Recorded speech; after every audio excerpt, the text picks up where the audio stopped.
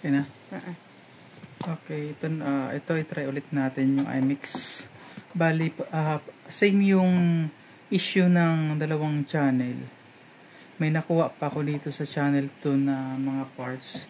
Kaya pinalitan na lang natin yung mga parts na yon, tapos sinabay natin yung mga SMD transistor.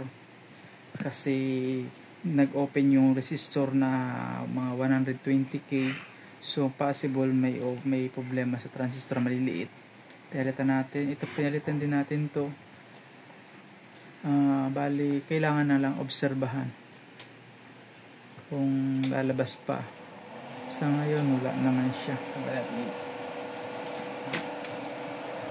Yun lang, natagal lang. Pero working na to. So, delay. Ayan, nagtutunog na siya.